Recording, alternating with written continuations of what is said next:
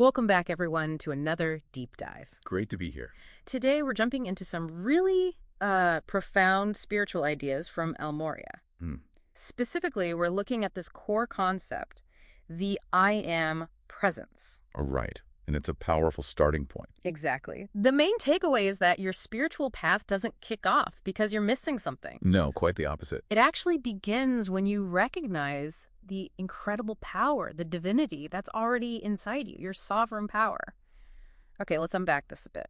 Yeah, what's fascinating here is how this beloved I am presence is framed. Yeah. It's like the bedrock, the foundation for any real spiritual work. So it's all about looking inward. Absolutely. Inner discovery, self-reliance, it really stresses that.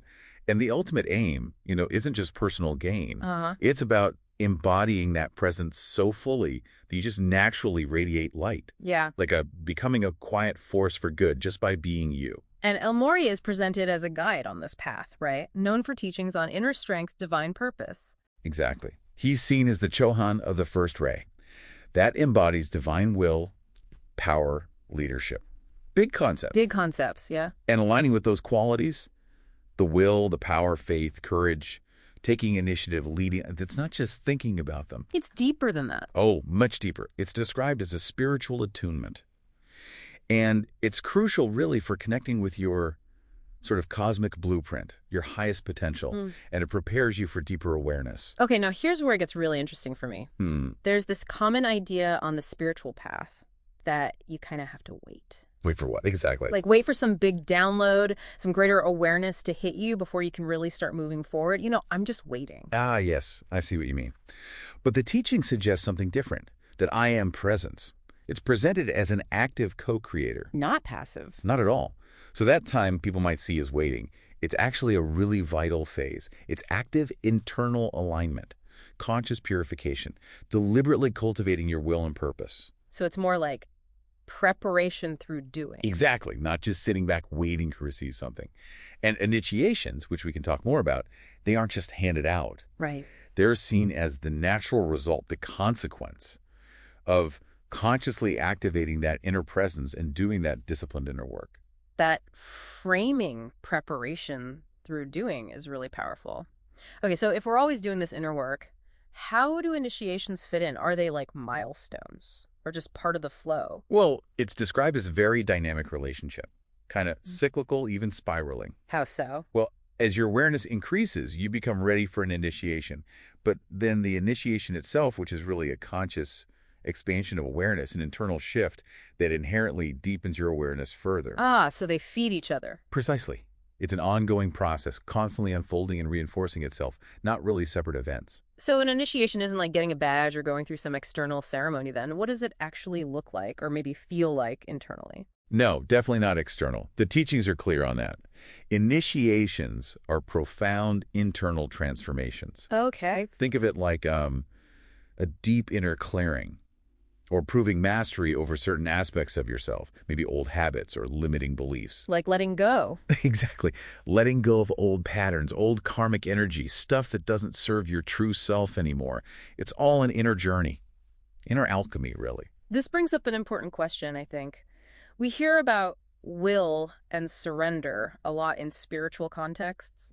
They often come up together. But they can sound like opposites, can't they? How do they work together here? Yeah, it seems like a paradox, but it's a really beautiful one. It's not about crushing your personal will, not suppression. Okay. It's about consciously, deliberately aligning your personal will with divine will, your higher purpose. So it's an active surrender. That's a perfect way to put it. Active surrender. Your free will makes the powerful choice to align with your soul's blueprint, your highest potential. Like a musician playing a complex piece. Yes. The musician surrenders to the music, to the flow, but they're actively, powerfully playing every single note with precision and skill. I see. And this dynamic interplay, this conscious alignment of will through surrender, that actually becomes the engine for initiation. It demonstrates mastery.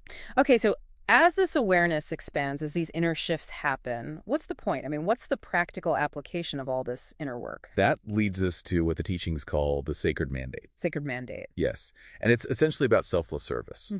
This is presented as the highest expression of that awakened I am consciousness. So it's about helping others. It is, but it's broader than just humanity. Yeah. It's seen as a catalyst for more spiritual expansion, serving the whole interconnected web of life. The whole web. Like what? Well, yes, humanity, compassion, upliftment, education, but also service to the earth itself, environmental care, healing energies. Then there are the elemental kingdoms, the devas who manage energies, even the angelic host kingdoms. Wow, that's comprehensive. It really is. It involves conscious cooperation, invocation, light work. The idea is that this kind of comprehensive service dissolves that illusion that we're all separate. And it speeds up evolution, both personal and collective. So bringing this all together then, what does this mean for you listening right now on your own journey?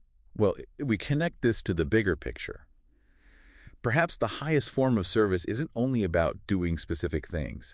It's actually about being that radiant presence. When you fully embody your I am presence, you naturally radiate divine light and love. And that affects everything else. Effortlessly. That state of being informs and amplifies all your actions, all you're doing. And those initiations we talked about, they're like a continuous refining of your energy, your signature, so you become an ever clearer channel for that divine light to flow through. That's a profound way to look at it, being, not just doing. Mm-hmm. So for all of you exploring these ideas, maybe feeling ready for that next step, the invitation seems to be embrace your I am sovereignty. Trust what's within you. Cultivate that inner wisdom, that discernment. And actively align your will, your choices with your highest potential, your divine blueprint. And integrate these truths gently, Yeah. into daily life with joy, with patience. It's a journey. Absolutely. And remember, your personal evolution isn't just about you, it's tied into the whole collective. By radiating your unique divine light, you become a living catalyst. You help transform everything.